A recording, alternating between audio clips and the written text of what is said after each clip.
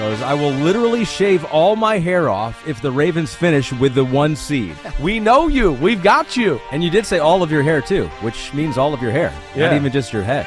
Right? technically, that is what that means. You're pushing it too far.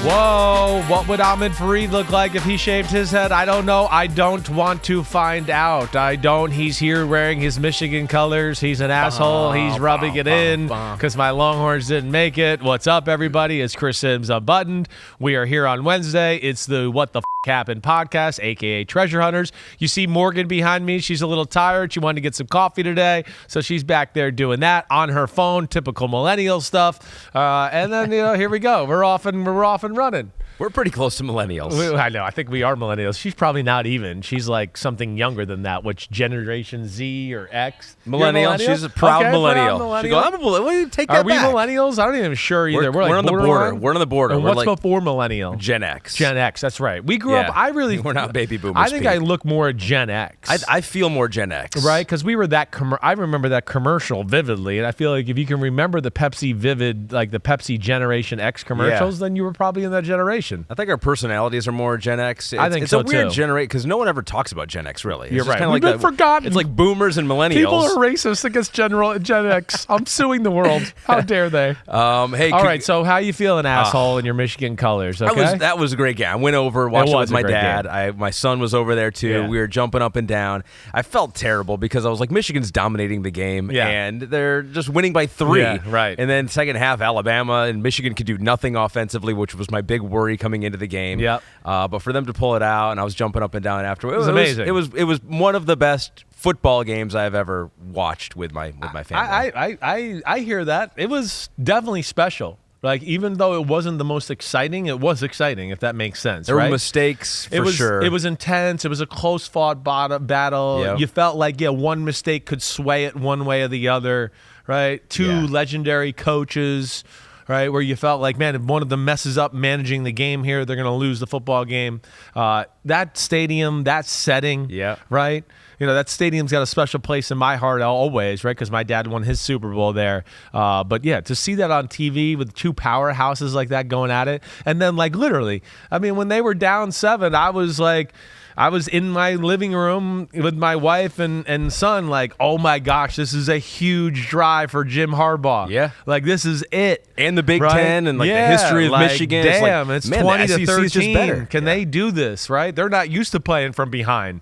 And McCarthy clutch as hell. Awesome to see. Really was. So, congratulations. It was a lot of fun to watch that one. And how were you watching the final play of Texas and Washington? I was asleep, okay? It was pitch black. That's how I was watching it. I was out. I don't know what happened. Like, really, that's first off, college football and the NCAA, they are top of the list of some of the, I would say, dumbest shit in all of American sports. They top the list in a lot of things, right? With their current status of the playoffs and how it's done. It's a mess. I mean, the most dominant American sports team in the last 3 years is Georgia. They didn't get a chance to even get in the playoffs. That makes no sense, okay? So that's an issue.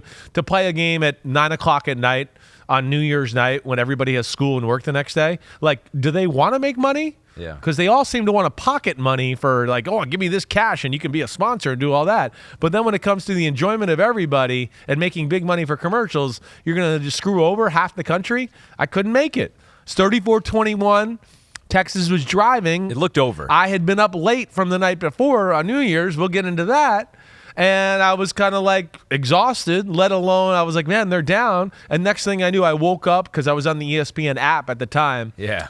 I woke up and it just said, like, ESPN, thanks for watching this program. And I was like, wow, I guess it's over. And I rolled over and I waited till the morning until I woke up to even look up the score. You saw it, that it came down. It was I was like, whoa. I was shocked by the headline because they were like, Washington barely survives. I think that's what it said. And I was like, what? The game got that close, right? So, cool to see.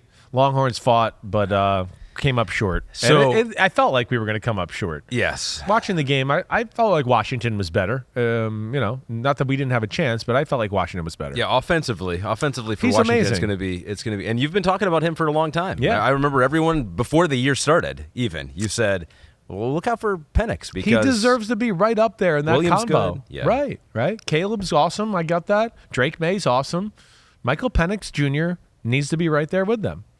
Michael, I mean, in the year where you always hear me say, don't just give it to the quarterback on the best team, we finally have a team that's got a good team and the quarterback is the reason. Undefeated. And they give it to the Heisman to somebody else who was deserving. I don't mean that. But of all the years where he did all these great records and they're undefeated and it's all about him throwing the ball every play and everybody knows he's going to do it and he throws for 430 yards every week, this is the year where, forget the quarterback on the best team. We're not going to do it this year. Why? Because it's not sexy. It's not cool. He wasn't, a top recruit? I don't understand it. That's where it just drives me crazy sometimes, sports media and all that. Well, it's understandable. You couldn't make it to the end there and you were tired because we were awesome if we had Michigan, Texas. That would have been awesome. That would have been great. I mean, this podcast would have been that much better. We would have been kissing feet and making bets and all that. But now it sucks, as Pete says. But you were tired of late night there and you've got early mornings. And when you got home, the last time we were together was New Year's Eve night, and we got done with the pod at 11:50. We all stuck around. We popped a bottle of champagne. Popped a bottle. We took some swigs. Yeah, and then we said happy only New one Year. swig, yeah, and then we drove home. I don't like champagne to drink more than a sip, really. And then you were like, I got to go home because I got maybe 10 kids at home that are having a party. I'm just going to tell them, hey, it's okay. Night's done, guys. If it was 10, I wouldn't have said anything. I would have said, you're fine. You can stay here. Oh, okay. Right? I knew I was in trouble because as I was walking out of the building, my wife was calling. Oh, no. And she was already stressed. And she was in the act of kicking people out at that point because the party had become too big, right?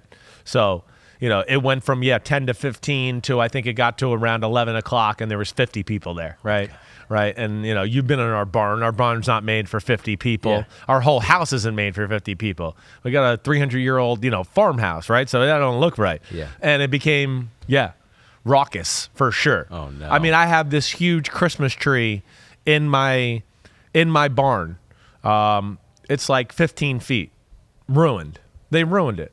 And I was pissed off because on New Year's, I was like, I'm going to sit in the barn and make a fire and kind of enjoy the last day or two with the tree and all that. Ruined the tree, broke the lights. Sounds like somebody tried to jump off the top of the barn. You know how the barn has like the second level there? Oh. Right. And jumped onto the tree. Oh, no. Right. So the barn was a mess.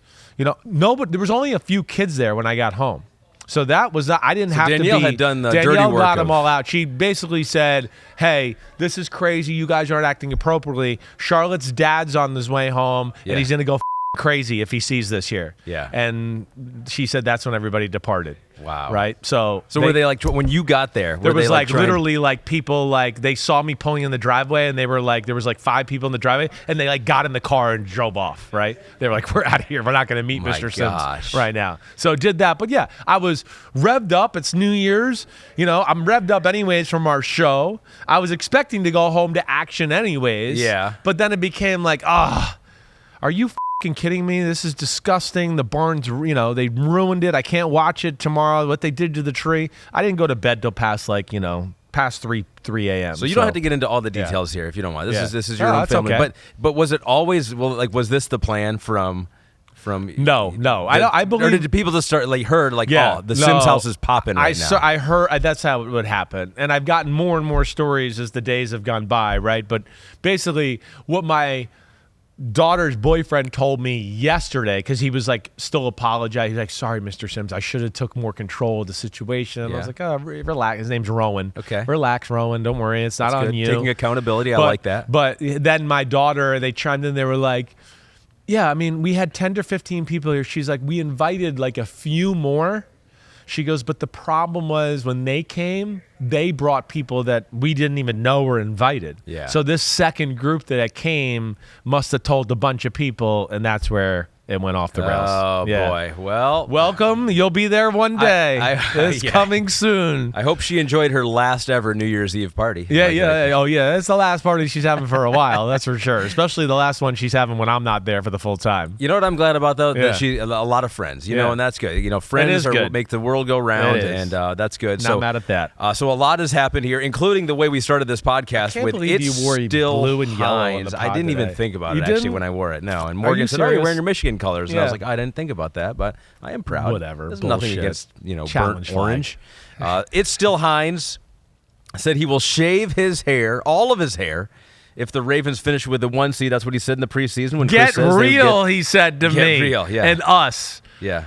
Okay, you keeping it real, big guy. Look at that. I like it at Still Hines. He did it. He did it. And, like, you should be proud of it. You got the perfect round-shaped head to be the bald-shaved head guy. Well, that was part of it, too. Incredible. Because Minnie Hulkin tweeted him, Yeah. and he goes, pretty sure you're the first person who was ever stuck by a bet on here. Massive respect. He wrote back to him. Right. And goes, I've had to do it once before, so I made the bet knowing at least I had a semi-normal shaped head. Okay. Which is a good So it's a good calculated move. risk. That's a good move. I like that. That's what I like. That's what a good defensive coordinator does in football. That's what you got to do. Calculated risk every now and then. Make a bet that you're willing to lose. Right. You go, if I lose, I can live with this. Yes. Okay, that's fine. Probably right? didn't want to do it, but Right. he's like, I can survive. You know, like you're playing the Dolphins. You're like, I'm going to double Tyreek all game long. If I lose, to Robbie Chosen, then so be it. I got to live with it. All right. So you got to make your choices every now and then. Good for him. Looking good, man. Really. It's Still Hines, a solid homie out there. Well done. All right. So what we're going to do. One last thing too there. Like, was there a shot at me? Like, pretty sure you're the first person who ever stuck by a bet on here. I mean, I know I didn't kiss my own butt, right? Yeah. Right? You haven't done that. But I did kiss your feet. You kissed my feet. Yeah. I kissed your feet. Right? I think it's, on Twitter, I can't kiss my own butt. I'm sorry. I'll try. Like it was hard for you to get out of this because I just threw my foot in your face, and you had to. What are you going to do? And we talked about it like the whole year, did. so we had to. We did. But with him, it's just like no one knows where he lives. It's like, what are we going to do? Like show up at his house and shave his head? No, but he had enough personal accountability and responsibility. I like that. To follow through with the bet. You don't see that in these millennials these days. You don't. Those millennials and those boomers we're the good ones. So this is what we're going to do with the pod. Okay. This is, treasure hunters. You mentioned it. What the F happened, but we're kind of going to be forward looking here because we have a lot of rematches here of games that have significance for the playoff picture that we've had before. So these are all rematches, and when we were going over the ideas with Pete and you on the text chain, you're like really? You go, really? We're really going to look back at a week 1 game with no significance? I was like, you might as well ask me to watch last year's preseason games while we're at it. So you didn't really go back and look at some of these games, but maybe there's some information that we can glean from what happened before and see if everything has changed here. So we'll go through all the rematches that have significance in the playoff picture here. We've got a lot of big butts to get to because we've been slacking on that. And Requiem for a team. Yeah. Teams have been eliminated. We have to put them in the ground. Yeah, damn. They're dead. You got your work cut out today. Next week, you're going to have half the league to write Requiems for. I know. Okay. We got a good amount of them, though, I know. after this one. Yeah, we chipped away. All right, so here we go. We're going through the most important games and the most important people in these games, too. We'll kind of take a look at the key figures in clinching playoffs or some of these. And the first one we talk about is our NBC Sunday Night Football, Bills at Dolphins, the final Sunday Night Football regular season game of the year. The winner of this game will clinch the AFC East. How crazy is that? The winner clinches the division. Yep. Buffalo can still get a wild card. Yeah. But it's also possible. They might not be in. They might not be in. Right. And some people think at this point they're playing like a top 5 team in the NFL. They might not even make the playoffs. And for the Dolphins, hugely significant because it's either hosting a significant number of games in the playoffs or like going on the road immediately and having to play in being maybe a 6 seed, cold weather environments. Yeah, probably have to go to Kansas City the way it looks right now. I mean, if that's what happens, they're most likely going because if they lose, they won't be able to be the 5 seed. Or they might be able to, actually. I'm wrong about that. They might. No, actually, I don't think they will because Cleveland will still win the tiebreaker because of the better conference record. So Cleveland will be the 5 seed. So that means they will be the 6, and then they have to go on the road to Kansas City, and play in the cold and play the team that we saw has answers to stop that high-octane offense already this year when they played over in Germany. So they played week 4. The Bills destroyed them 48-20 in that one. That was one of those where like, the Bills are actually a pretty good team. Slowed down that Miami offense. You looked, though, specifically, you looked at the Dolphins against what they did against the Ravens, too. You did a deep dive into this. I watched what we saw this weekend, right? Who's watched Buffalo more than me? Right? Do you not ask me to watch Buffalo every week, pretty much, I feel like? We think you like it. So, I do like it. I do. So, So, I did not go back to the week 4 matchup, but I have a great feel for Buffalo, their defense, and what they do and how they game plan. So, let's go with the Dolphins defense first here because they did score the Bills 48 points on the Dolphins defense, and that was before some of their key injuries. We don't know exactly how many people will be available for them. Howard, Xavier Howard, will he be back? I don't know. Jalen Waddle, will he be back? Doesn't sound good. I know. They need him, right? Tyreek Hill, will he be 100%? Yeah. He has been playing. But the Dolphins D, Was that Ravens game an anomaly for them, or is it a sign of real problems to come here? Because I think we have a graphic of how good the Dolphins defense has been. Weeks 8 through 16, it was like 254 yards a game. So up until last week, they were one of the best defensive units in the league. Last week, it was almost 500 yards allowed. Ravens just torched them. So, with your deep dive, what have you seen from the Dolphins, and are they going to have trouble stopping teams from here on out? Game got out of hand, right? Baltimore made some incredible plays, right, to where, again, Baltimore controlled the game, but they made some incredible plays where you went, ooh, if that goes a different way, the 4th and 7 at the middle of the field, right, where Isaiah likely catches it with one hand and runs. Like, if they don't get that, the game's going to be a little different. It's not, I mean, now like, the Ravens are going to have the ball at midfield before the half. It's 21-13, right? So there were some moments in the game where, Baltimore won, and credit to them. And, of course, I'm not taking any credit away from them, but, like, in the NFL, 56-19, it happens because of like 3 or 4 plays, right? It's not like as maybe sometimes as physical dominance what you think. Either way, they still were physically dominant. They were. I think Miami defense is very good. I like it. You know that. It's well coached. Concerned about the pass rush issues now, right? Now you're down to like Van Ginkel as being the only guy that you feel like can really get pressure off the edge. He's a very good player. But at the same time, defense is good. How good? I've been up in the air about it. I've kind of talked highly about it, right? I think the thing you could question is just like, did they play any great offenses here during that stretch of really good defense that we talked about? The Cowboys being the best one of the group, and the Cowboys being a team that's a little one-dimensional and don't run the ball all that well, so they could go, hey, let's play pass defense. But either way, they had problems in that game on pass defense, right? The thing that they really got killed in this football game, they were worried about the Ravens' run game, right? And all the answers they have, the QB runs, all of that stuff. And they played more man than they have in most games. And I think that was the reason why, because they were worried about the Ravens' run game. They wanted to get one more guy in there to stop the run, or one more guy to keep eyes on Lamar Jackson if they drop back to pass, to kind of spy him and not let him run crazy, right? They messed up coverages throughout the football game, right? Whether it was Zay Flowers uncovered down the sidelines, I don't know if that is, the linebackers' fault or if that was Eli Apple's fault. I think it was Eli Apple's fault. I think it was just regular 3 buzz, and he should have stayed in his 3rd. But either way, that was a mess up. There was a touchdown. There was, a touchdown, what was it, to make it, I want to say the next touchdown pass to start the 3rd quarter, man-to-man coverage. They kind of messed up how they played the bunch set. You saw the wheel routes early on in the football game, right, with the running back. One got called for offensive pass interference. The next one was a touchdown. They didn't play that right because they were playing man coverage there. We saw Xavier Howard get beat on a slant and go to start the game in man coverage. They didn't make the plays mano-a-mano. OBJ, man-to-man down the sideline, makes the play over the guy, gets the feet down, right? There was a ton of that where it's just like, the intensity, the big play moments, whatever, it was all on the Ravens side, definitely. So the thing you come away with, and sometimes it's hard to see, and I'm faulting myself here too, because yesterday I had one of those days where I watched them on defense, I watched the Ravens on defense, and then I went down the line and watched some other teams on defense too, and you come away and it was one of those where I went, Miami's defense definitely doesn't move like some of these defense. I'm watching the Ravens defense. I'm watching the 49ers defense right now. They don't move like this.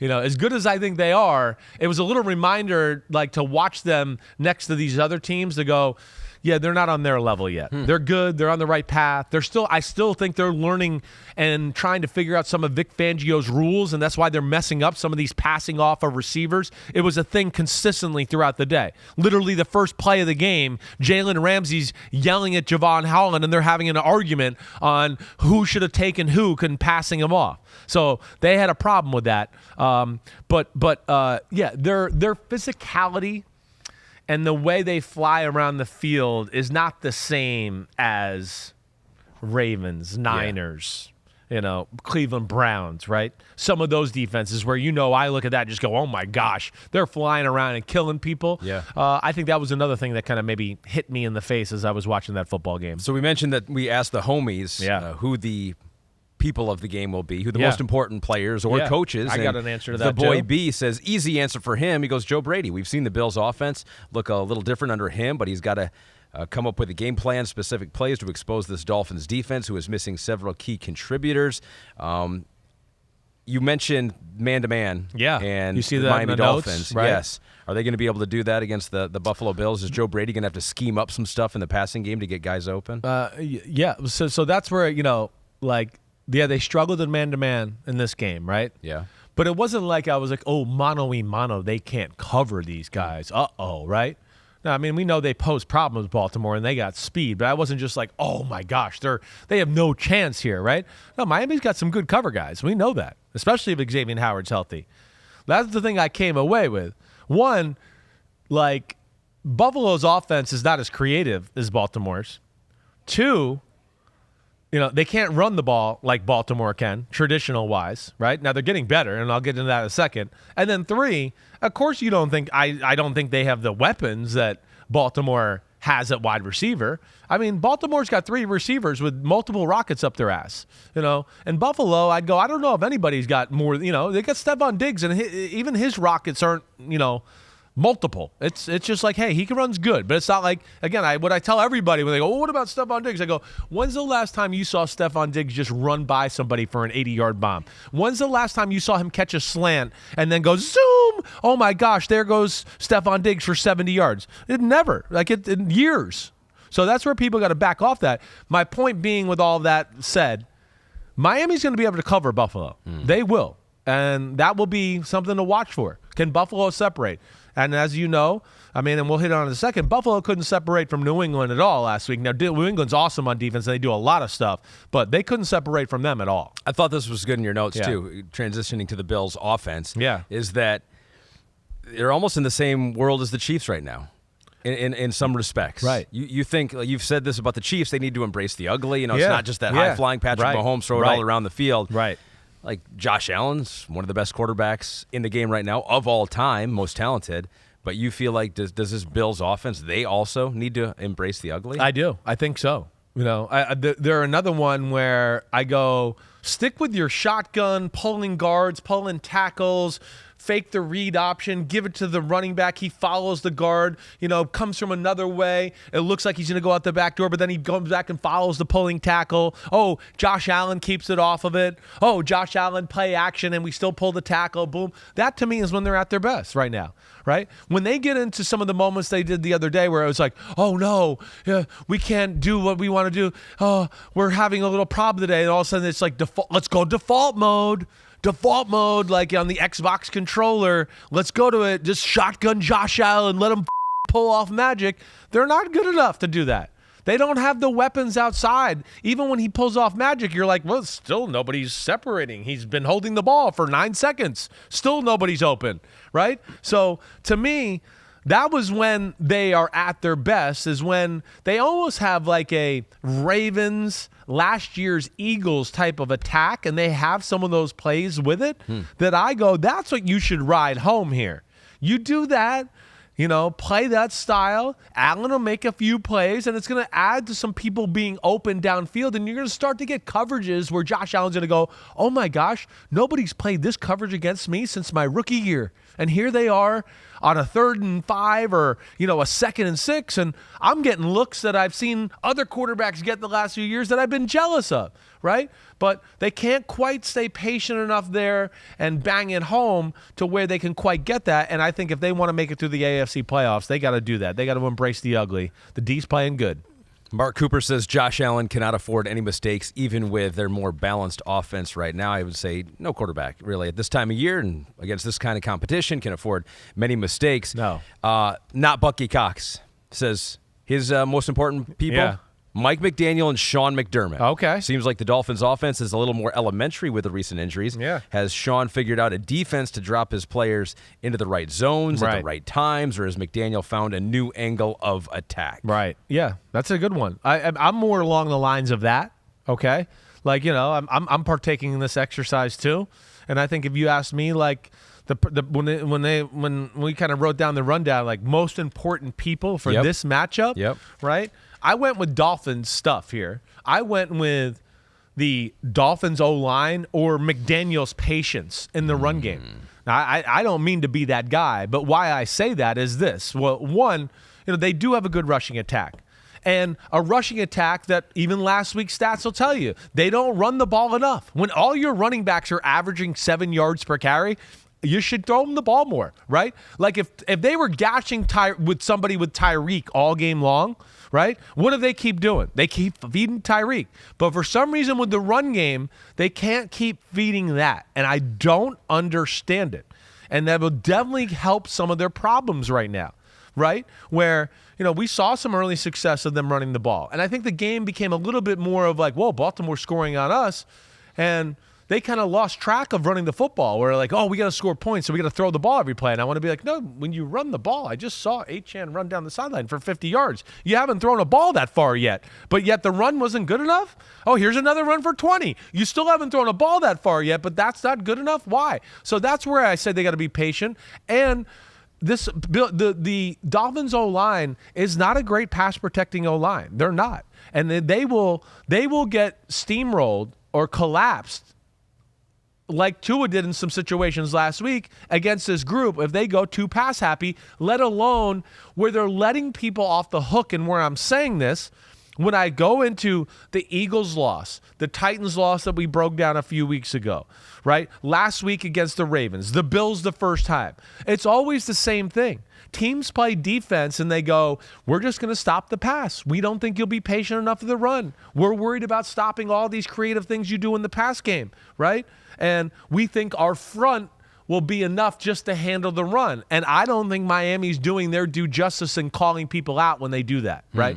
That's my thing, right? When we broke down the Titans game a few weeks ago, I want to go, they're playing Tampa 2 and cheating this and doing this the whole game. Run the ball. Throw a 5-yard out route. Do this. I know we're all fixated on all these cool things that we drew up all week, but sometimes the game's simple and just make it simple. And the answers kind of reveal itself for you, and I feel like they lose their way on that at times. And I don't know what's easier to do as an offensive line that has had a lot of movement and injuries. I was looking at the numbers and the different starting offensive lines that the Miami Dolphins have had. They've had 10 different combinations of starting offensive line. Right.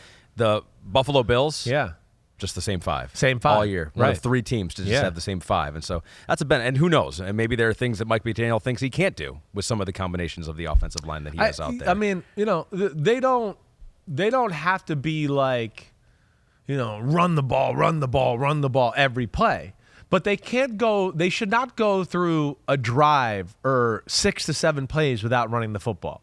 To me, that's where they fall into trouble. To me, that is where these defenses call their bluff, like I'm saying, and they're playing so hard to stop the other stuff because, of course, it's dangerous, but they also don't believe Miami will hang in there with the run either. And what they're doing is they're allowing people to, play the areas like we talk about right now. Again, you take away, like you saw last week, all of a sudden they can't throw screens outside to the receivers. And then after the first 2 drives, they couldn't throw down the middle. And all of a sudden it's like, well, what else is there? What else? Tell me. They don't throw the ball outside the numbers. They throw an occasional go route. Everything is right here and here and here and here. And then the screen on the outside. Defenses have figured it out. They play defenses to kind of defend those areas. Stop the screens. Stop the throws in the middle of the field. Okay? They don't really throw deep outs or comebacks or anything like that. So let's just do that. So they're not going to start throwing out routes and deep comebacks. So the thing I would say is run the ball to then open up some of the things that they'll give you, the screens on the outside and the pop slants and all the things I talk about. That was one of the things in week 4, too. The Bills' defense did a pretty good job of controlling the middle of the field, and I think it was Tyreek. I saw the number somewhere. Tyreek and Waddle had like 104 receiving yards, the fewest in a game where they both played together, and so they did control that. The Bills did in week 4. It's usually what you see from everybody. It is. I mean, again, I'll go back to the Tennessee game, same type of thing. This game was the same thing. Early on, they hit it. But once Roquan Smith and Patrick Queen saw it a few times, see you later. Guess what happened? Oh, you went to the well too many times. Oh, Roquan Smith, interception, going down the sideline. The third interception, I think it was the third one, or did he just throw it to 2? The second interception, guess where it was? Down the middle. There was 7 guys there. He tried to loft it over 3 guys and drop it underneath another 3 guys, and he threw it over his head, and the safety intercepted it, right? So it's too difficult, but they were playing for it. And that to me is like, yeah, they're not going to totally change on offense, but what they can change is just, again, when you rush the ball for 154 yards and you're averaging over 7 yards per carry with your running backs, you didn't run the ball enough. That's what that tells you. That, to me, is where you drop the ball in the game, and that, to me, is where they could drop the ball in the game if they don't stay with it in this one. This is not the picks pod. You're not making your pick. No, this one's. I'm not sure where I'm going here yet. Well, yeah. What's your feeling right now? What's your lean? My feeling is Buffalo. My feeling is Buffalo because I think Buffalo is a more tougher physical football team who, unlike most teams that play Miami, they've seen this offense, they know it, so they know kind of how to control it, gauge it, keep it under wraps to a degree, right? I think it's going to be a close football game regardless, though. I think it'll be more of a defensive type of football game than an offensive explosion. I think it's going to be more along the lines of like almost Dolphins-Cowboys a few weeks ago, where it'll be come down to a late field goal, something like that, 23-20, 24-21, 20-17, right in that range. But that's what I would expect. It's one, Buffalo's offense doesn't have enough, so Miami will be okay there. And then the other side of the story will be, hey, Buffalo's defense knows how to defend this offense. And this offense right now, like I said, you toss, crack, screen, slant over the middle. You're stopping like 80% of their offense. And Buffalo knows how to do that. 30 million people will watch on Sunday Night Football. We'll do the halftime show. We'll give our analysis in that one. You know what I want to say? One more thing about the Ravens. I was going to give you a chance for a Columbo on this one. One more thing just to say about the Ravens. Oh, wait, hold on. But we won't talk about the Ravens. Well, I mean, they're playing the Steelers. I mean, the Ravens aren't going to be playing anybody. I don't know if there's a deep... Oh, we are talking about the Ravens coming up. Yeah, way to be a host. Thanks for save it for the Ravens? All right. Well, just one thing off of that game. Okay. Doesn't matter. Because, Lamar's, not going to play a full game here, right? Yeah, that's true. And we're going to see guys in and out. The way the Lamar's throwing the ball, the aggressiveness of the offense, the talent at wide receiver, right? The fact that they can run the ball, and you have to respect that a little bit. I mean, they're hard to match up against, right? They're hard. So Miami, they're worried about the run game and being bludgeoned, but they want to play man-to-man across the board because, hey, we want somebody on Lamar, and we want to let them have windows and all that. But, there he is one-on-one with, like I said, multiple guys with rockets up their ass, and he's got all day. He's patting the ball and doing all that. And the way he's throwing and seeing the field, I mean, it's going to take a special defense to slow down the Ravens the way they're playing right now. All right, as a little bonus nugget. We'll get to that. So that is Bills-Dolphins. Watch it on NBC. Texans and Colts, the winner of this game clinches a playoff berth, and they would clinch the AFC South if the Jacksonville Jaguars lose. How crazy is that? I never would have thought this division would come down to the final week. I just did not think that was even possible. Especially, the Jaguars were 8-3 at one point. Yeah. Week number 2, the Colts won 31-20. I think Richardson got hurt in that game because Gardner Minshew came in. It was 31-10 in the third quarter. So really, the Colts handled the Houston Texans. Yes. The Texans got some numbers late. C.J. Stroud, I think, still threw for over 300 yards in that game. It's part of the coming out party. Nigel Bryant says the in-division matchup between Shane Steichen and DeMeco Ryans should be epic. C.J. Stroud versus the improved Colts defense should be interesting, but 2 Coach of the Year candidates battling it out for a potential home game in the playoffs should be a classic. Yeah. Different teams than what they were then, right? Houston was still finding itself then, still learning a system, a lot of young guys. C.J. Stroud, like you said, it was still early on in his development. It was shaky early. They don't run the ball, or they run the ball at a way different level now compared to where they were early on in the football year. Texans have come along. So that's where it's different altogether, all right? So I think the Texans are a different football team. Colts have gotten better too, don't get me wrong. Jonathan Taylor's back. Exactly right. Their running game is real and difficult to handle, right? Minshew he can pick you apart. You play zone and do all that. He can. My thing, again, with them is, you can pick them apart and do all that, but teams are playing him for that. That's why we see like Alec Pierce wide open running down the middle of the field, because teams so overplay, they don't throw enough down the field, as you've heard me say, right? So that's a big thing. But like if we get into just the conversation right off the bat of like who to watch for, or who's the guys that are most important to me, right? And I'm trying to pick sometimes some outside the box ones here. To me is this. It's the middle linebackers for the Indianapolis Colts. They're the ones that I look at to go, they got their hands full. I mean, listen, we know the D-line's got to play good, and they need to get pressure on the quarterback, and they do that anyways. They got a good D-line. They get after it that way. But where I go with the linebackers of the Indianapolis Colts, like E.J. Speed, Zaire Franklin, who are really good players and physical, but they got their work cut out for them here. Because unlike in that Week 2 matchup where they couldn't run the ball and it was a rookie quarterback, we know they found the groove. They were awesome at play-action pass before they were even good at running the football. Now they're running the football to go along with that great play-action pass. That, to me, they're the ones that are going to have to be all over certain keys as far as the O-line, what they do. How does it look? Does it look more like a run set, a pass set? They're going to have to be really coached up in that department, because their ability to come downhill, stop Singletary and Pierce, right? And then go, oh, no, they didn't give it to him. Now I got to get back because they're throwing a ball behind me because they're trying to move me with the play-action pass. That is going to be a key to the football game. It's just how well they play, not only in the run game, but not being too over-aggressive to always take the cheese on some of these fakes and leave the middle of the field wide open. Because once Houston gets you going in that direction, they make linebackers look silly and look like their heads are spinning.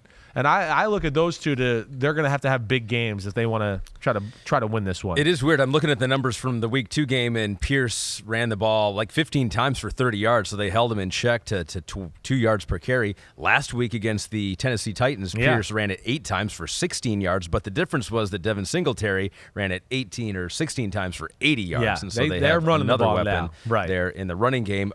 This is Kevin Mulcahy says Sheldon Rankins, Will Anderson, and Jonathan Greenard, his players to watch. They have to seal the edge and win at the line of scrimmage to slow the Colts' run game. He's not wrong there either, right? That's where I tried to go the linebackers there, but and try to give a different look. But I mean, Indianapolis, when you talk about their team and their offense, it definitely starts with their run game and what they do there. So yeah, their front is going to have their hands full there, and it's not they're not a big front in Houston. They're a speed, chaos, right? Their linebackers will be really important as well. It will. But, being able to stop Jonathan Taylor and that powerful offensive line is certainly going to be a big part of it. If the Houston Texans win this game, it could decide the Rookie of the Year, the Offensive Rookie of the Year at least. DraftKings Sportsbook has the Rookie of the Year odds, and as we sit here right now, C.J. Stroud is the overwhelming favorite on the offensive side, minus 1,200. Then you got Puka Nacua, plus 450. I think there's some good value there with Puka Nacua. Definitely is. Because I was looking at the last two winners have been wide receivers, Jamar Chase and Garrett Wilson. It's not like it just goes to it's not like the MVP. No. Where it automatically goes to the best performing quarterback. Right. So we'll get to the defensive side here in just a second, but just first on the offensive side, because Puka could break 2 NFL rookie records this week. Needs 4 catches to break Jalen Waddle's record in 2021. Needs 29 yards to take down Bill Groman from 1960 with the Houston Oilers, his rookie record. Well, never thought that would fall. I think CJ's going to win it. I think what hurts Puka is he going to play this week? I mean, that's the big thing. I mean, this to me, if the Rams, I would be shocked. This is Sean McVay, who usually plays nobody in the preseason. Yeah, I would think they play nobody. Puka Nacua is their best receiver. He has surpassed Cooper Kupp. Now, Cooper Kupp, I know, might not be 100% healthy, but he's their go-to guy right now. I would think we're not going to see him. I wouldn't. I mean, if I were the Rams, Puka Nacua and Kyron Williams and Cooper Kupp and Matthew Stafford would never see any red and gold near them the whole game. I wouldn't do it. So I think that hurts Puka's chances, let alone this is a special year we've seen from C.J. Stroud. Wasn't sure how the injury would affect him, and he missing 2 games and all that. But, I mean, there was a period in time where we were talking about MVP of football, C.J. Stroud. I think that kind of says it all. I think this is one year that, he pulls it off, unless Puka plays and does something absolutely extraordinary this weekend, which I don't expect. He might play just to get the yardage, but he did have a hip injury last week. Still played despite that. Yeah, right. But maybe he hasn't been 100% either. On the defensive side, Yeah. Jalen Carter is the favorite, minus 330. Will Anderson, the second choice. And I was looking at Will Anderson. He had like 6 pressures last week. And I was like, that's pretty good. And then I looked at it, I was like, he had 12 snaps because they limited him because it was his first game back in a couple weeks. Right. He's the second choice. And Kobe Turner, who had a huge week last week, is plus 700. Yeah, I think with the defensive side, like Will Anderson is, I think, very close to Jalen Carter. I like Jalen Carter had the strong start, right? I haven't watched Eagles film as of late, and we've broken them down a few times here to go like he's popping quite to the same extent, right? So it's not the same. Now, he was a little banged up too and hurt and dealing with some things, and he's had to play more, and I think they put more on his plate schematically. I think they've been asking him to two-gap a little bit more than maybe he should be, honestly, right? This one's a close one. It really is. Jalen Carter is, as you heard me say during the year, already in the conversation for one of the best defensive tackles in football. That's how good he is, right? Will Anderson's been phenomenal and made a lot of big plays. I think I'd still go with Jalen Carter, but like I think the race should be closer than what the odds say right here is what I'm saying. I wouldn't be mad if Will Anderson won it, I guess is what I'm saying. Yeah. I definitely would not. His effect goes more than just the sacks. Right, you said the pressures. He's awesome in the run game, so he's been really, really damn good. Now, the guy across from him, Jonathan Greenard's their best defense at another football team, right? And he would be the guy. Sometimes I think that takes a little luster away from a Will Anderson because you go, oh, yeah, he's great, but he's the second best pass rusher on the team. The other guy's the best one. Will Anderson's been great as a rookie. Pete does note here, going back to the Rams discussion. Yeah. On the Rams show yesterday, McVay noted there is a difference between the 6 and 7 seed. They'll do everything they can to win, but the most important thing is being ready for the postseason. Yeah, what kills them is that, right, they lost the game to Green Bay. So if Green Bay wins, they lose that tiebreaker, and if the Rams lose and don't play anybody, then they go to the 7 seed, right? Where, Dallas, Detroit, I don't know who they feel more comfortable matching up with there, right? So that'll be interesting to kind of see what they do. But to me, still the baseline would be to me is to make sure we're healthy. We're not an incredibly deep team anyways. So who cares about 6 or 7 seed? Just make sure you're ready to go for the wild card game. Yeah, Pete notes that America wants Stafford to go back to Detroit, take on my Detroit Lions. I do not want to see that. I don't want to have to see one of those fine young people lose. My Lions or Matt Stafford. Yeah, would you be more nervous with like Matt Stafford and the Lions and the Rams coming to town, or like Jordan Love and the Packers who have owned you guys forever? That is true. It's like the Packers last time we saw them in Detroit, they crushed them on Thanksgiving. Right. I don't know. Lions can lose any game they play, but they can also win a lot of the games too. Don't forget, on DraftKings Sportsbook this season, new customers can bet $5, pocket $150 in bonus bets instantly. Plus, all customers can get a no-sweat same-game parlay every day. You can download the app and use the promo code UNBUTTONED when you sign up. DraftKings Sportsbook, the crown is yours. All right, so now we go to the Jaguars and Titans. The Jaguars can clinch the division, the AFC South, with a win. They can still clinch a wild card if Pittsburgh loses, which they might not do because they're taking on the Ravens. I don't think the Ravens going to play anybody. Right. And they need a Denver loss there. But they better just win. They just take care of business at the Titans here. The last time we saw these teams on the field together, it was in Jacksonville, and the Jaguars took care of business. They won 34-14. Tennessee was pretty much dominated all game. They only had one drive. I looked through the possession chart. They only had one drive of more than 5 plays to the Titans, so it was the defense for the Jaguars that came through in that one. I would expect, I don't know what the line is right now, Jaguars should be a heavy favorite, but this has been one of the more disappointing teams this year so far, I would say. Yeah, definitely. I mean, it's kind of fallen apart. They've fallen apart ever since their bye week, ever since the 49ers kind of put it on them. Seems like things kind of went downhill after that. the Tennessee offense is not good. We know that. They struggle. I don't care who it is at quarterback. I mean, and we know all the reasons for that, right? I mean, that's well documented. Yeah, it's, young quarterback. Their offensive line been banged up. They haven't been able to run the ball quite as good as they have in years past, right? There's nobody to be scared of at receiver. So that really leads some issues there. To me, like when I kind of look at the game and break it down, I think the thing I look at here, do I think Tennessee can maybe throw the ball a little bit on Jacksonville? Definitely. I mean, Jacksonville's pass defenses stinks.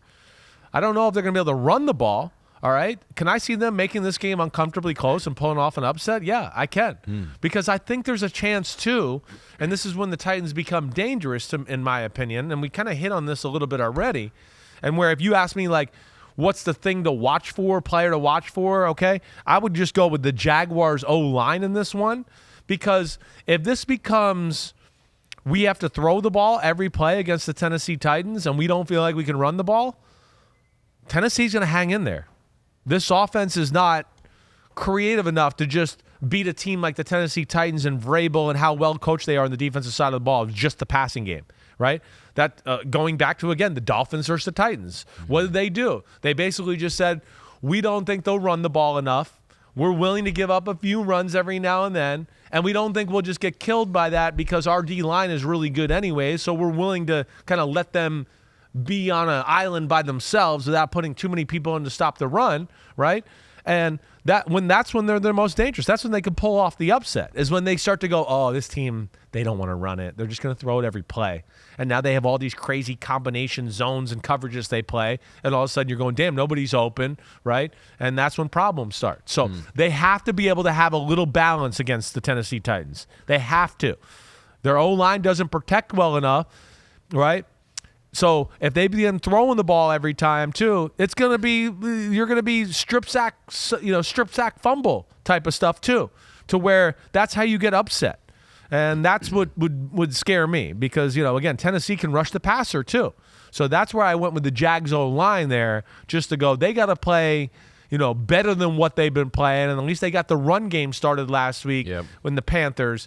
That, to me, will be a big part of this one. Yeah, they ran for 155 yards last week against Carolina. Pretty good defense in Carolina. Yeah. ETN broke off that 62-yarder, so Carolina's that was good to see. awesome at pass defense, so that's what it was important. Like, you got to do some stuff like that so they just can't go all in on one thing. It was C.J. Beathard last week for the Jaguars. I'm looking at recent tweets here. Ian Rappaport says that Doug Peterson tells reporters that Trevor Lawrence is dealing with a shoulder sprain. Will be a limited participant today. He reports Lawrence is feeling better than he was. Okay, that's good. We'll see. I'd be shocked. I would expect him to play just because of who he is, but I don't know how severe that injury is. I don't have any inside info there. The magnitude of the game just lends me to believe that he'll try to do everything he can to be out there. Seems likely. Yeah. Steelers at Ravens, death, taxes, and Mike Tomlin. Yeah. Of course they're going to be in it. It was what? I feel like week 13 or 14 of every season dating back maybe to 2019. I don't even know. It's when I start to go, please don't let the Pittsburgh Steelers be in the playoffs. And that's exactly when they start making their run. Right. They are the 9th seed right now. But this year is so crazy in the postseason, too. I think I saw some scenarios where they can lose and move up into playoff position, depending on what else happens. Is that right? They can lose, yeah, right. Pete, have you seen that, too? I guess like if Jacksonville loses, right, and then we have Indy playing Houston, and they have the tiebreaker maybe with, like, Buffalo, I guess. I don't know how that works. No, it wouldn't be Buffalo. It would be, a Jacksonville loss, a Denver win, and Indy-Houston does not end in a tie. Then no matter what Pittsburgh does, they are in. That's incredible. I did not know that. It doesn't even seem mathematically possible. No, it does not. And Denver's, who's Denver playing? The Raiders. So because that must be tiebreakers. It has to be something like that. Oh my gosh! Yeah, that's how deep or how far down it's going. Steve Kornacki's guy. He's like he hasn't seen his friends and family for like 3 weeks because he's trying to figure all this stuff out for us. So Pittsburgh can clinch the wild card with a win though, and losses by Buffalo or Jacksonville. So there are multiple ways they can get in here. Yeah. They are playing the Ravens. Ravens might not have anything to play for. Yeah, and throw this in there. Week 5, they beat them when they did have everything to play for. 17-10 in one of the weirder games all year because George Pickens' 41-yard game-winning touchdown with 1:23 left was their first lead of the game, and they won one of those Pittsburgh Steelers-type games. It was like, that was one of those games where you were like, oh, my gosh, that's unreal. We've seen Tomlin and Pittsburgh do this before. And we've seen the Ravens do that a few times over the last few years where you're like, they are literally kicking the crap out of this team. And that was the game, the big drops, remember? That was the game, like, the Ravens dropped, like, I'm not even underestimating, probably 6 catches for about 180 yards. And probably 2 to 3 of them were touchdowns, right? So it's like the game should have been over with and done with. And as we know in the NFL, when you don't do that and take advantage of it, you're in trouble. Incredible what the Steelers are doing, right? I watched some of that film against the Seahawks a little. Mason Rudolph, everything they're doing there. Yeah, what's going on there specifically? Because, I mean, the last 2 games they have averaged 32 points per game. Yeah.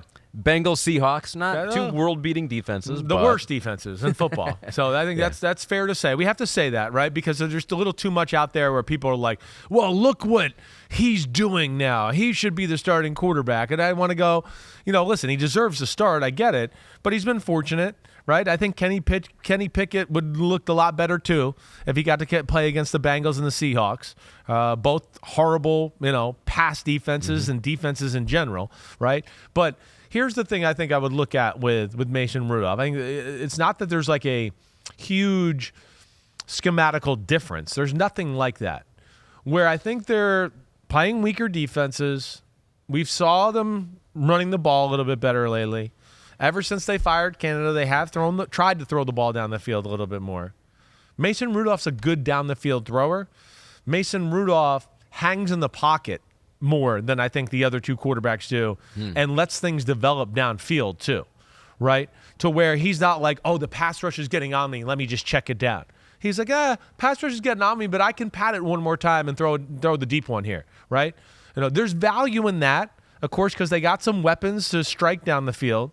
What also he does that way, and you kind of seen this in both games, is once he hits you downfield a little bit, of course, he softens coverages up. And in the fact that he's not so quick to check it down, and this is where you always hear me going crazy about check down Charlies or conservative guys, right? Hey, you got a down-the-field concept. Okay, I know there's plays where you call it, and as you drop back, you go, oh, this coverage, we don't like this play against this coverage. Nothing's going to be open downfield. You still give it a chance, right? The corner might play it wrong, right? Somebody might fall down, all right? So that's where he's been good. He gives it a chance every time, and then to the last possible second, he goes, okay, it's not there, and then he checks it down. But what he's done with checking it down now is the defense got back because they were like, damn, he was sitting there and patting the ball and his eyes were down the field and his shoulders were tilted up. And we thought we had to go back. So now he throws it underneath to Warren or some other receiver. And all of a sudden they're running for a 20-yard gain. And it's because he's willing to stand in there and be a little patient with that. The other guys weren't like that, especially Pickett. Pickett would have been drop back. Oh, we don't like this versus coverage. Let me just, as soon as I hit my last step in my drop, I'm going to check it down. But nobody's gotten down the field yet. So now you checked it down and you got 3 yards where you could have got 10 if you just let it develop. Let alone there was plays, of course, with Pickett where you go, I think you could throw that down there. You need to do that. That's interesting. That's what he's brought to the table. So maybe there's more here with Mason Rudolph. Let's go inside the numbers powered by AWS. We'll take a look at the passing chart week 17. I'm interested to see for Seattle, where his throws went to. Next Gen Stat says he completed all 9 of his passes, targeting out-breaking routes for 149 yards. He completed 17.2 over expected passes and holds the 2 highest completion percentage over expected marks by a Steelers quarterback in a game this season. Wow. So, all right, for those of you that don't understand that stuff, and I don't know that I do after just reading it, but basically some of these passes that he's completing, an average quarterback and receiver combination would not be completing depending on where the defense is and how far of it is away from the line of scrimmage and all those different factors that Next Gen Stats somehow factors in. So he has been above average in all of those categories. And, here's the passing chart, too. And what does this tell you, Chris? This tells me that they have a formula going a little bit right now of, like, making you defend the whole field, even though it might be kind of ugliness in how they do it. But we know they're going to stay patient with the run game. And they're one of those teams, like we talked about with, like, Miami a few minutes ago, like, right, where it just like adjust. Like, hey, they're playing the Titans. They're going to let you throw an out route the whole game. Start throwing the out route. Don't just go, all week I worked on this motion and this play, and I got to run it no matter what because this is what I did all week. No, sometimes they're just going, hey, we're letting you throw the ball here, throw the ball there. Pittsburgh is one of those teams that goes, you're going to let us throw the 10-yard out? Well, we'll just keep throwing the 10-yard out all day long until you stop it. Oh, 10-yard out, 10-yard out. That's what I do like about them, and that's what he will do, right? So that, to me, is the thing they got working there, is just that, run the ball, smash mouth concepts in between the tackle, people bunched in the box, right, in the middle trying to stop it.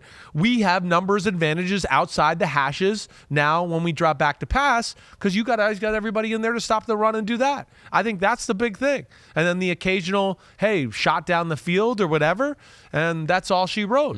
But simple way of just going, hey, this is how you're going to have to defend the whole field against us. And with those two receivers they have on the outside, it ends up being in some big plays because of their talent. And that was Inside the Numbers, powered by AWS. Despite all of this with the Pittsburgh Steelers, Mason Rudolph looking better, doing some things outside the numbers, running the ball a little bit better, you still don't want to see them in the playoffs. No, I don't. Okay. I don't. I mean, if they're in, I'm like mad respect for them. No doubt about it. But yeah, as we sit here right now, I like the 6 teams that are in other than the Colts. I want Houston in at 7. Okay. And that's nothing personal. That's just purely for me watching football. Sorry, Colts fans or anybody out there. I won't be mad if the Colts get in. But, yeah, just C.J. Stroud and that story I think is cool for the AFC playoff picture. Over in the NFC, the Green Bay Packers are currently in.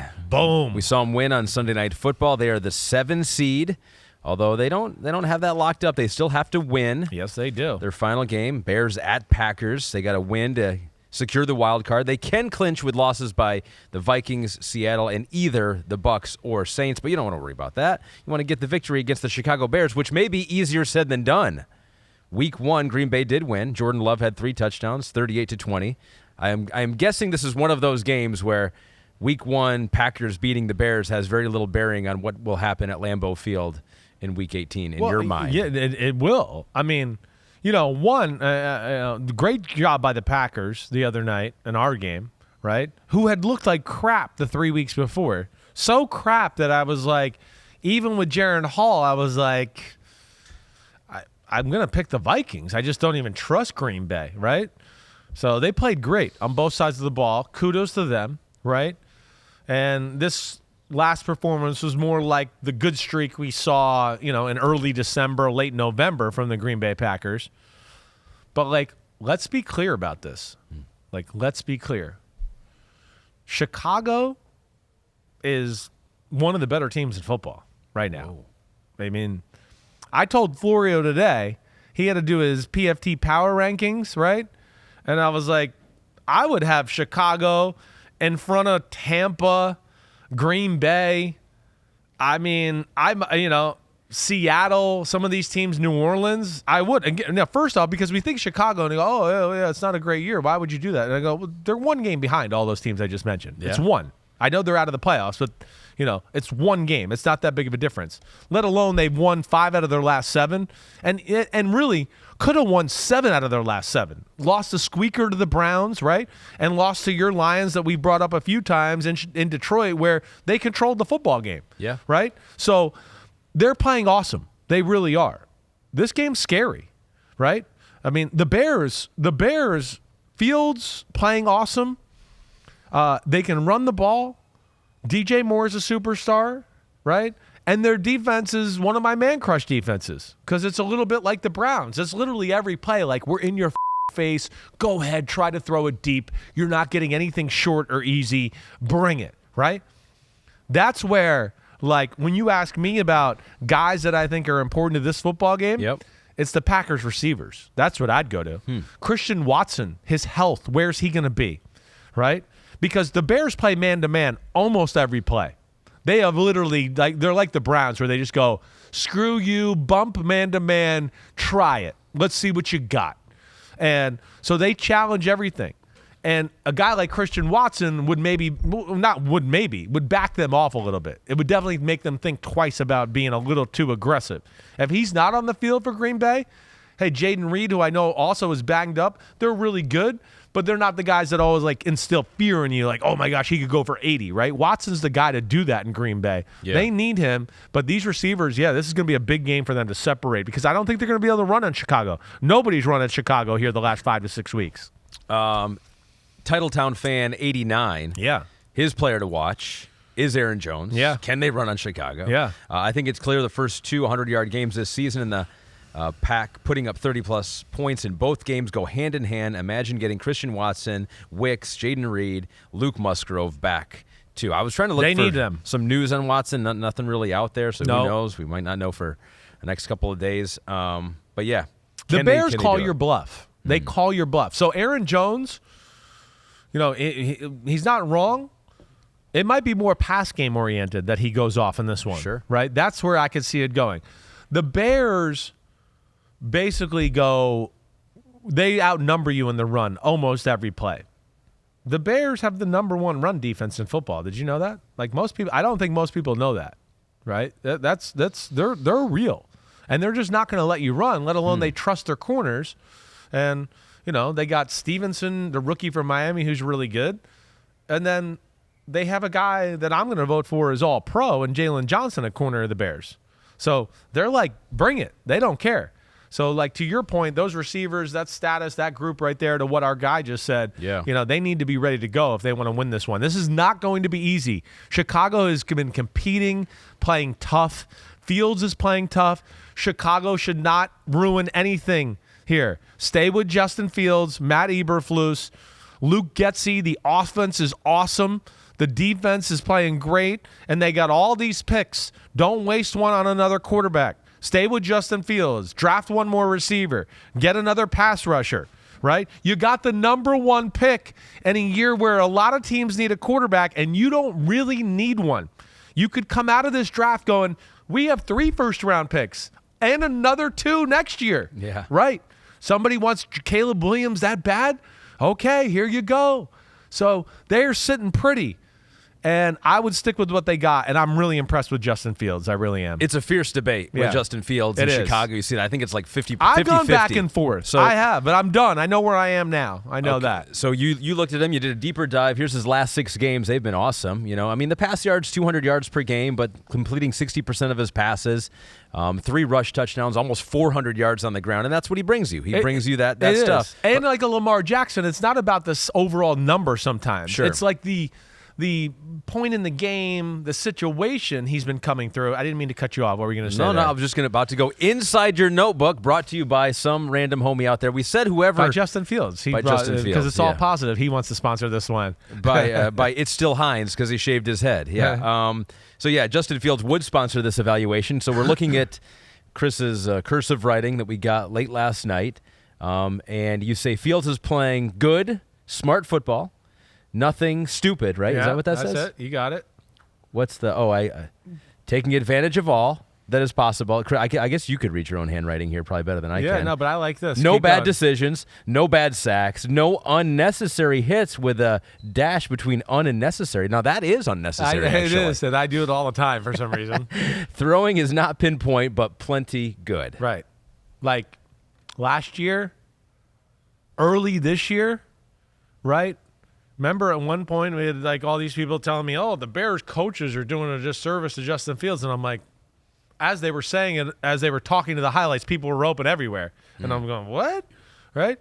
He didn't see the field well. They were afraid to call plays. You heard me saying that. That showed me they didn't trust him, right?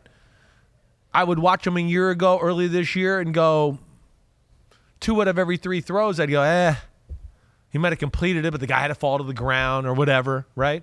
Now it's like every now and then I go, It's like, oh, well, there's 5 good throws in a row. The 6th one, you go, okay, I could deal with that. Mm-hmm. That's fine. That's definitely above the line for being a damn good quarterback. Let alone, this ain't dink and dunk crap here, right? They are, like, as you saw in my notes, they throw the ball outside the numbers and down the fields. Passing game is downfield. Throw it outside a lot. He's staying in the pocket, letting plays develop, seeing the field really well. O-line overpowering. Teams have to respect the run game. Then you got to worry about Fields running the ball. It's like a double whammy.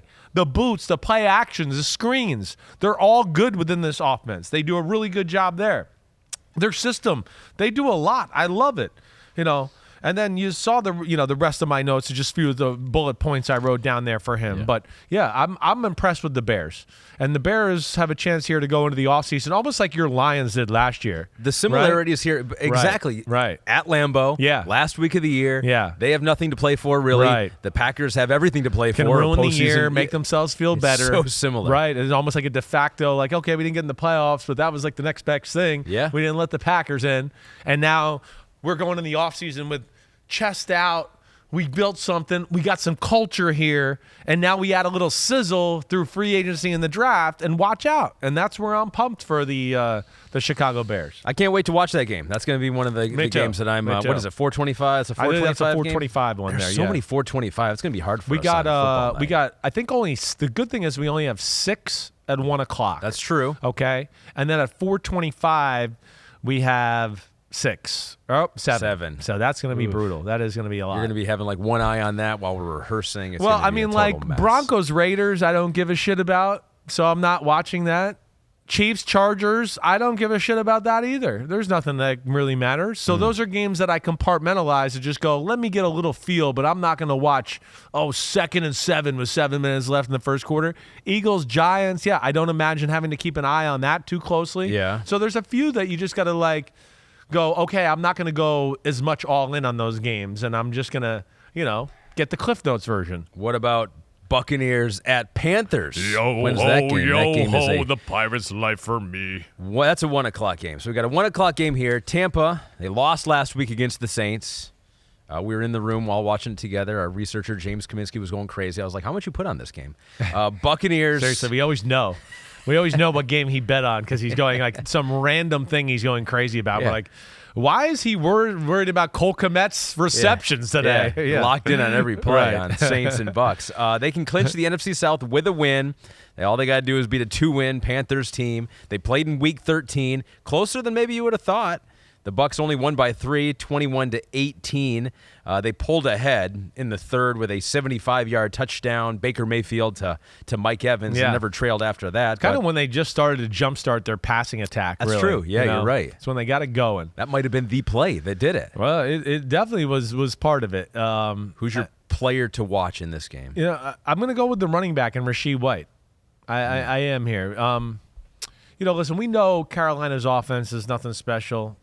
I would think Tampa's defense can hang in there, okay?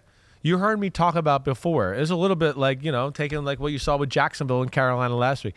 Carolina, if you get into we can only throw the ball, right, and we can't run the ball, you're going to be in trouble. They're really creative. Right, they got talent in the secondary. They got good linebackers. Of course, they got Brian Burns and some guys that can annoy you pass rushing and doing that. That to me is when Carolina becomes a pain in the ass. Is when they can play teams a little bit that are like, hey, we don't have to worry about their run that much. Right, they're throwing the ball and we're gonna give them issues. When you're another team that I just go, they're one dimensional. They're smart enough to kind of go all in on that area and stop that area that's not the dimension or however I'm trying to explain that. Yeah. But that to me, if they think they're going to drop back and throw the ball, then make big plays all game long, Mike Evans, Chris Godwin and all that, they're going to be playing with fire. They got to run the ball. The running the ball will be the key to this one. Just, again, to not make it Baker sticking the ball into tight windows, keep a little pressure off their passing game. You would prefer the Buccaneers make it, right? Because it's either them or it's the Saints or it's the Falcons who still have a chance. Yeah, I would like to see that. The Buccaneers have some playmakers on D. Antoine Winfield is a guy that I look at to be, hey, he's kind of all-pro candidate for me at safety, right? They got some guys that can get after the passer a little bit, and then their offense is fun to watch. I think that's the reason I kind of look at them, and I'd like to see them in the playoffs. And the Baker Mayfield story is always cool. It could be a 9-8 Tampa Bay Buccaneers team hosting a 12-5 Philadelphia Eagles. How about that? That would be crazy. The Eagles could still win the NFC East, but it's not looking good. We'll get to the Eagles in a second. Cowboys at Commanders, because the Dallas Cowboys, all they got to do is beat the Commanders in Washington or have Philadelphia lose against the Giants. It's a rematch, a Week 12, and the Cowboys won by 35. Dak threw for 331 yards and 4 touchdowns. Nick DePanfilis. Mike McCarthy needs to call the right plays as the coach. Will he be the Achilles heel that dooms the Cowboys this year? Or is he the reason why they are there in the first place? Yeah. You've been very clear on what you think of the Cowboys offense. Yeah. Aggressive, you like that. Yeah. Simple, you don't like that. No, right. Should be plenty good, though, to win this game. Yeah. This is a game where, like, I would go like Dan Quinn. This is on Dan Quinn. That's where they can lose the game. If they get a little too, we're the Cowboys, we're in your face, we're going to get sacks, we're going to pressure the quarterback, we're going to play man-to-man. Like, if they do that against this crew, you better watch out. I mean, just like we saw the 49ers last week, right? Yep. 49ers played man-to-man on a few snaps. Washington was like, thank God they're playing man. Hope, see you, Terry. Yeah. So that's where I think Dallas could get in trouble.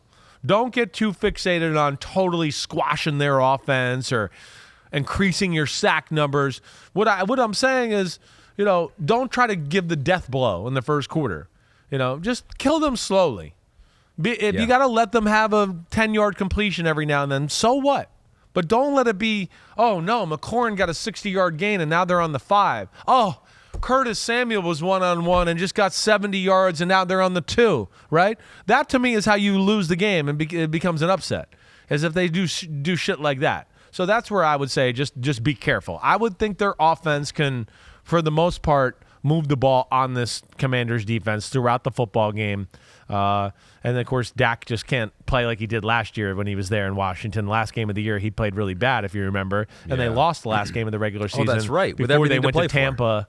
And beat the shit out of Tampa in the wild card round. That's going to happen in one of these games. And it's crazy, shocked, right? The Carson Wentz with the Colts game where they had everything to play for, and what was it, Jacksonville? Yeah, it was Jacksonville. That had nothing to play for and beat them. Yeah. It's like, it's going to happen in one of these games, and you're like, how did that happen? Definitely. It's the guys that are playing, even though they're playing for nothing, they still like playing football. It's still their job. They still want to do good. It's the last time they're going to do it in a long time. And it's the last time you're doing it all year, right? And you do get motivated without pressure of going, let's this team's year up, right? There's definitely that. So you can go out there and you just feel like, hey, it's pressureless football, yet I'm loving it. I'm playing hard, right? And our coach is kind of, he doesn't give a shit either. He's taking a few chances in this one, right? So that's where that team has any advantage. And if they get a little hope or momentum, all of a sudden they start to feed off of it, and the other team starts to go, oh my gosh, they're playing us close, and they start to feel the pressure, and it all starts to go in different directions, and that's when that kind of crap happens right there. Will your Giants do that against the Philadelphia Eagles? We don't lay down for anybody. So Week 16, this is just a couple weeks ago, Eagles won, but it was closer than we thought because the game was 20-3, and then the Eagles fumbled a kickoff and then threw a pick six, and then you're like, oh my gosh, this is actually a ball game right now.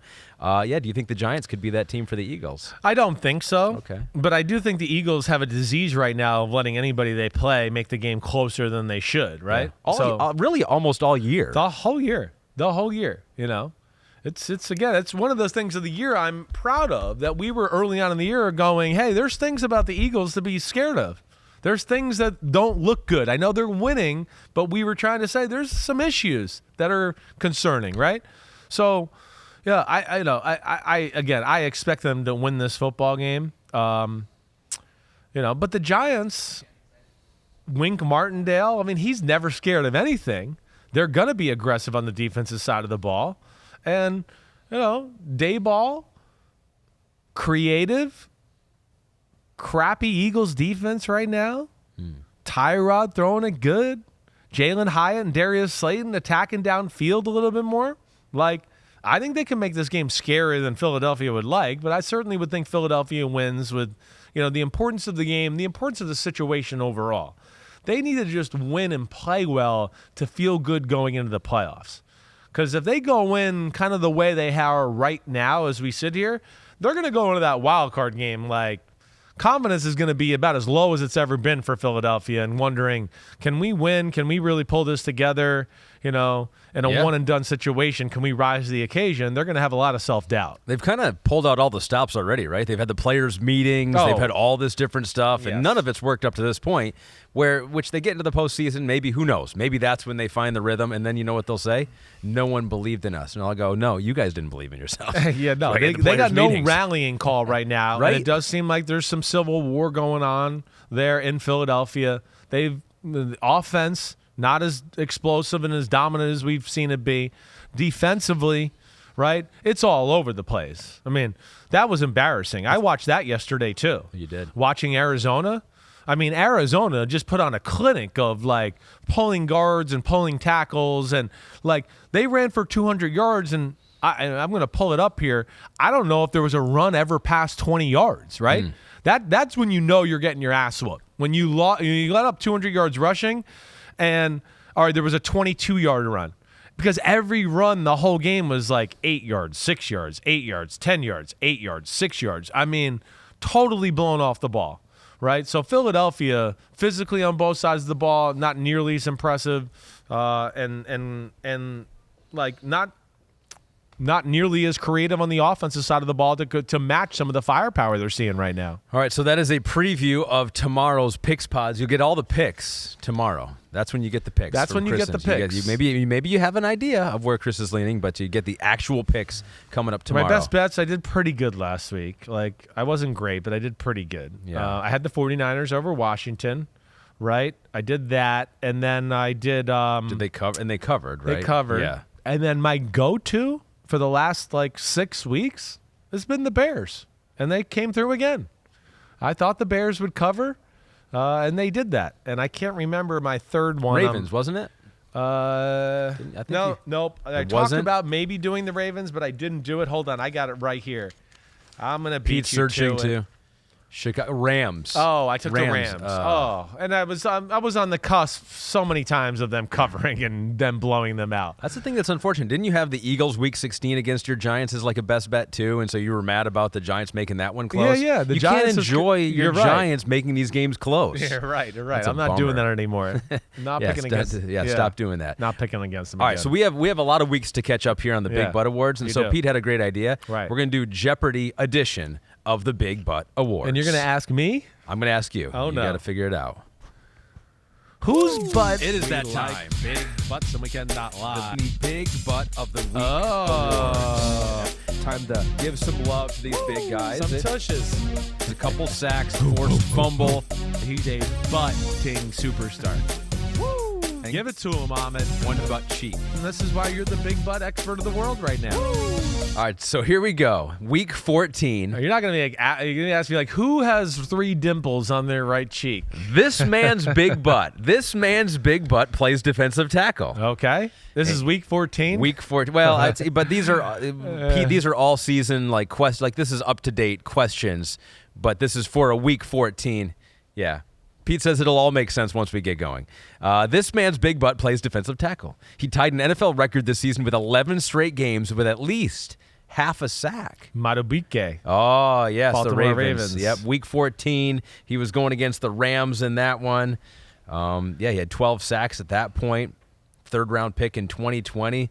Yeah, Texas A&M. We probably don't talk about him enough. No, I would agree. You know, he's another guy that I think has probably entered the best defensive tackles in football conversation, right? And then just like not only stout against the run, but has that athletic ability to win one-on-ones inside. That's kind of unique at his size. Damn good player. I think it's a contract year for him too. Ooh, wow, good year to have that. Pete confirms that. First career Big Butt Award, so that's all you need right there. You go, I just won the Big Butt Award for the first time in my career. I'm peaking at the right time. Give me $25 million a year. The Big Butt at Edge for Week 14. This Edge is currently the betting favorite for Defensive Player of the Year. Gosh, well, I don't know. I'm going to say I think it's T.J. Watt, Am I wrong about that? It is not. Myles Garrett. It is Myles Garrett? Wow. I gave it to him in Week 14 for his big performance versus the Jaguars. It was his third Big Butt of the Year award this season, so that should tell you right there. Yes. He was the top-graded PFF lineman for the week there, and Myles Garrett. Yeah, that surprises you, though. Well, I don't know where the betting favorite was. That's where it was getting me, right?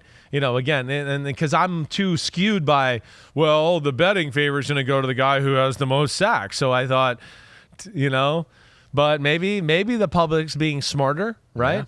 Yeah. Again, I love Trey Hendrickson and I love T.J. Watt. I do, but I don't see the effect on the game to the same capacity that Michael Parsons or Myles Garrett have. Yeah. Just when I can't keep my eyes off of them when I'm watching them. So there it is. Justin Matabuke and Myles Garrett, your big butts. AFC North butts there. There they are. Yeah. Together at last, like they should be.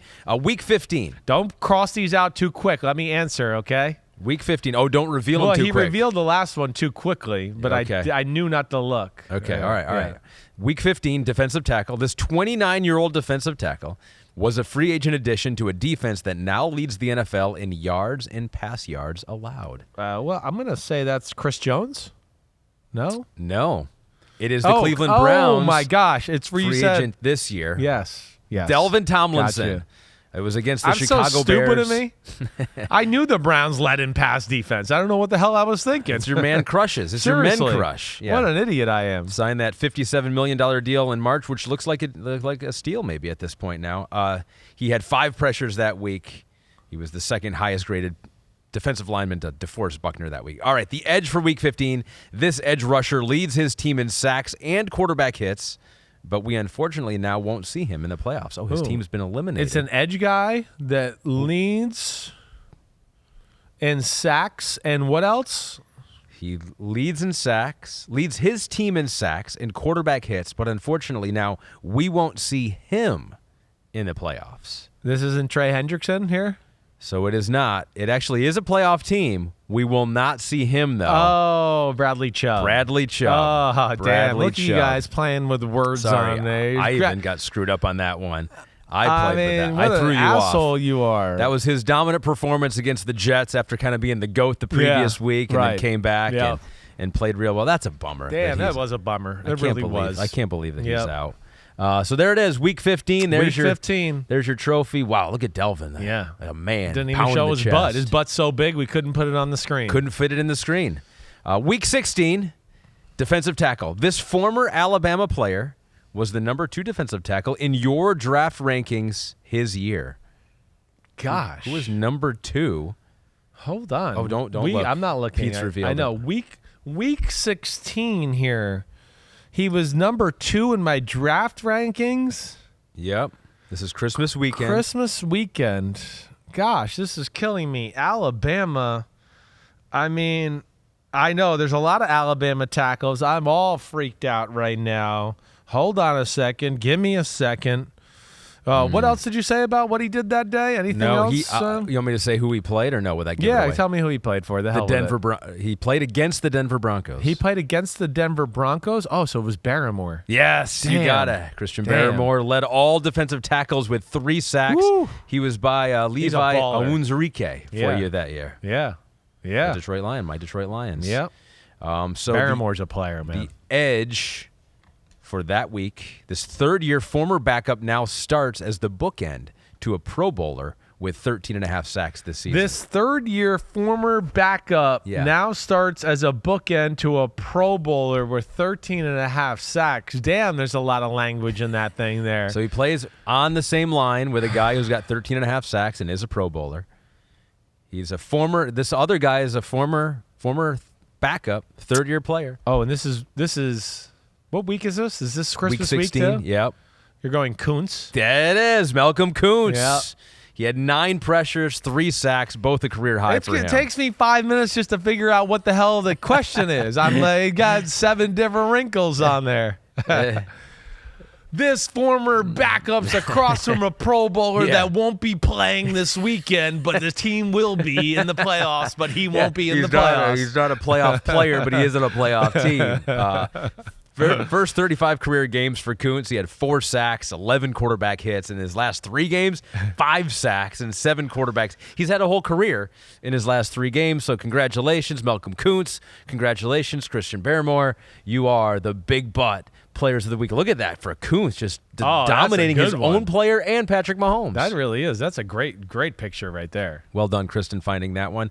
All right, week 17. So we'll get all caught up here. This defensive tackle leads all rookies with 9 sacks this season. Well, I think you brought him up earlier. It's Kobe Turner, right? Kobe Turner. Yeah. Against your Giants, Los Angeles Rams. Yeah. Hell of a player. I mean, talk about another mid-round pick by the Rams that contributes to their football. What he's 3rd-round pick out of Wake Forest. Wake Forest. Okay, that's what I thought. I couldn't spit it out there, but yeah, damn. I mean, another gem they found in the middle rounds. Yeah, I know. Pete wants to know why Les Snead hates draft picks so much. He's really good at them, but maybe this is why, right? He's like, I don't need a first-rounder. I don't need those first-rounded overrated ones. I'll find a good defensive tackle in the 3rd round. All right, and our last one, edge. Despite having just 9.5 sacks this season, this edge is 3rd in the NFL with 92 quarterback pressures per PFF. Wow, he's getting to the quarterback, not necessarily sacking the quarterback, but he's always around him. Well, this is man. I would have thought it would have been like Micah Parsons, but he's got more than 9 sacks, right? I'm looking at the teams here. Yeah. Hold on one more second. Let me just read 9.5 sacks. That is 30.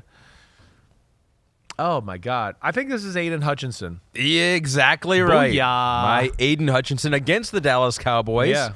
His 3rd career big I think I heard that during season. the telecast. I think they said that, actually. He also, in this game, tripped a guy and got it called on the Cowboys instead. So, I mean, that's how good really he good. is. He can mind trick the referee to go, no, it's the other team. Yeah, I like that. I like that is play amazing. A lot. That really is. I can't believe that happened. I know. By the way, Nick Bosa, 2nd in quarterback pressures, also has just 10.5 sacks. All right, and then who's first? Micah is first. See? Yes, So it's not all about the sacks, right? Mm-hmm. When you play, when people play like the 49ers or the Cowboys too, that's the other thing you got to think about.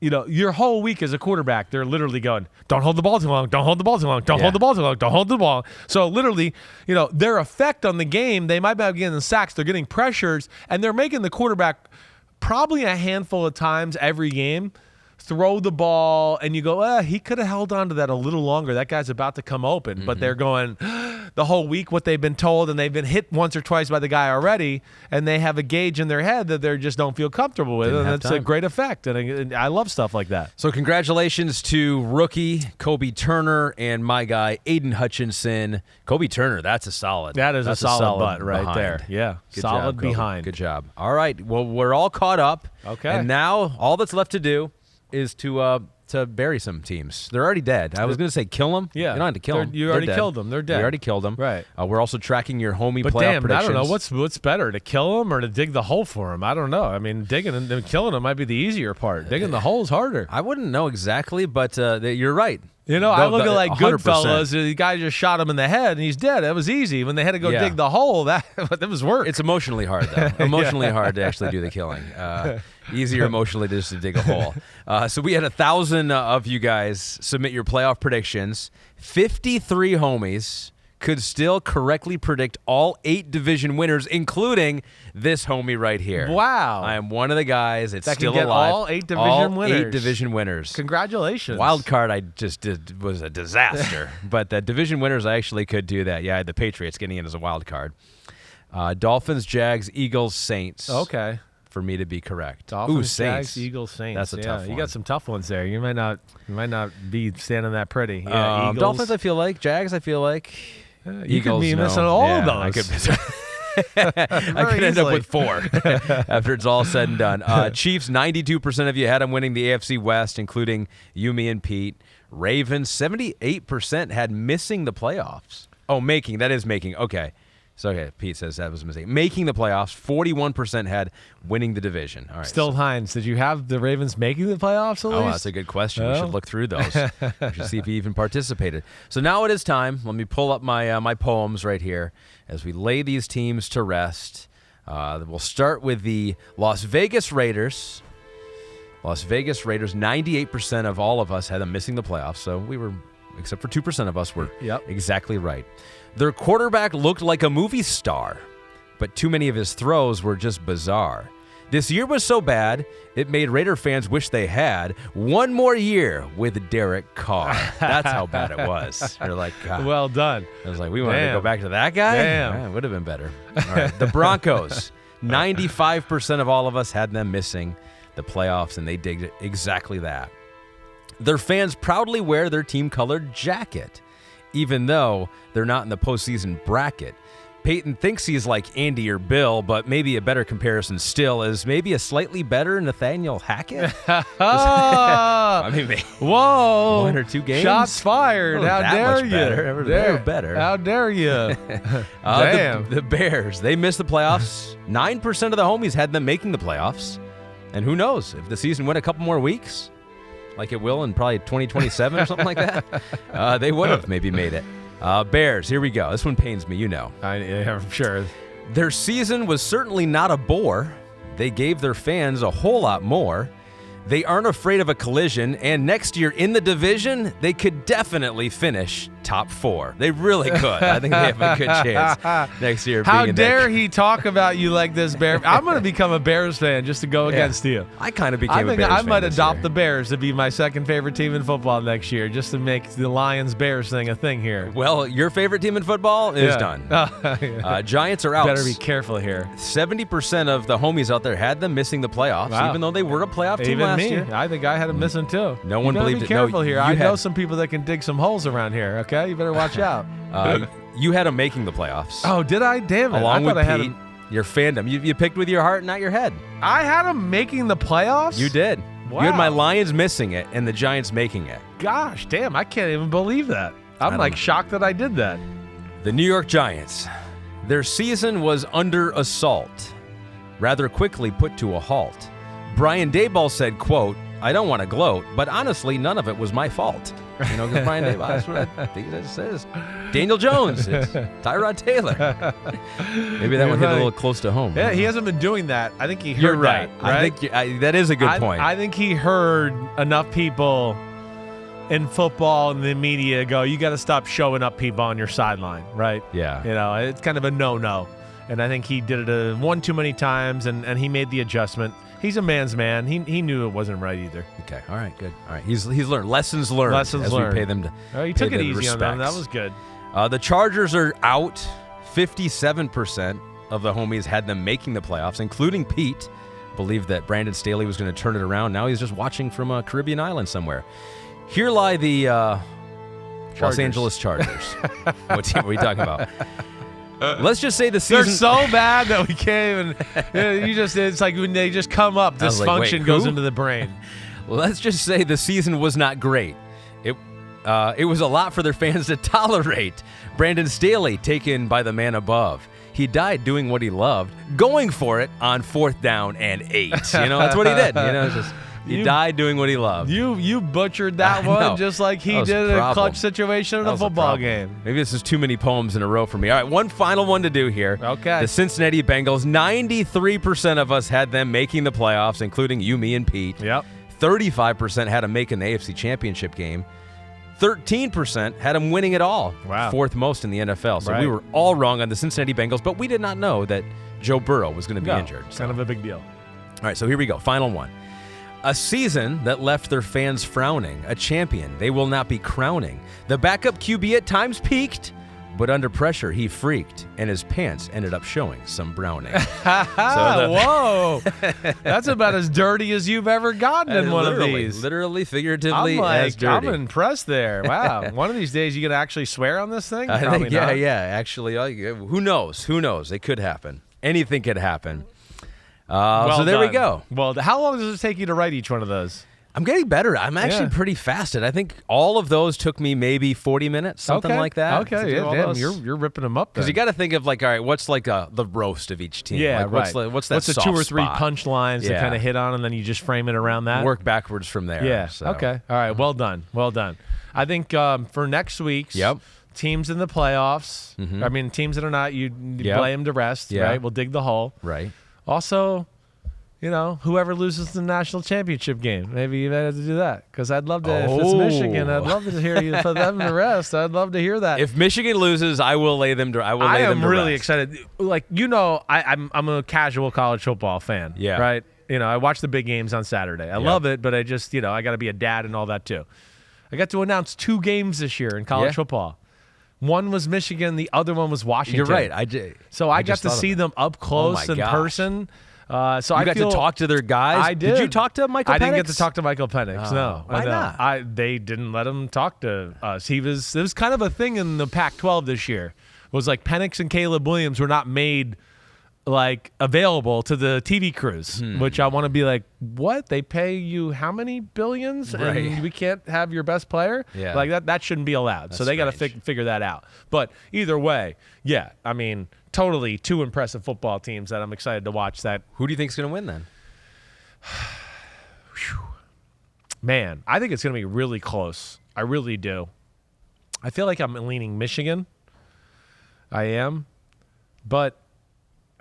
It's hard. I got to think about it more. Penix and that offense, I don't know. I haven't seen anybody really slow them down the whole year. Yeah. And he threw the ball great the other night. So that'll be fun to watch down in Houston. Michigan, a 4.5-point favorite. Yeah. I feel like Michigan's defense could make things really hard on I would Washington. think so too. I don't think Washington's played anything remotely like this defense this year. So that would be something to watch for sure. I think I'd probably go with Michigan if you made me bet money. All right, I may be wearing this again on Monday. All right, please do. We like it. All right, everybody, I hope you enjoyed it. Tomorrow I got the Week 18 picks with Florio. Please check us out there. We'll break down the games even further. It's always a good listen. We have a lot of fun. We swear a lot, so that's always good too. A lot more swears on that one than this one. Yes. Especially because we have 2 hosts that swear on that one. Only one on this one. He just lets it fly now. He lets it fly. Right. He's like, if Chris can do it, I want to do it. And now it'll literally he'll say shit 4 times in the first 20 minutes, and then I'll break out one an hour later and be like, whoa. He'll go, whoa, whoa, whoa, whoa. And I would be like, Mike, you said the same word 7 times in the first segment. Do as I say, not as I do. Yeah, exactly. So, all right, you know where to find us. Keep sending the questions. We appreciate all the homies chiming in, you partaking and being a part of this podcast. We really do appreciate that. Ahmed, you the man. Thanks for wearing your Michigan colors. Screw you. Yep. All right, everybody. Peace out. Have a good rest of your week. Enjoy the Week 18 games. Check us out tomorrow with Florio. Clap it up. Clap it up.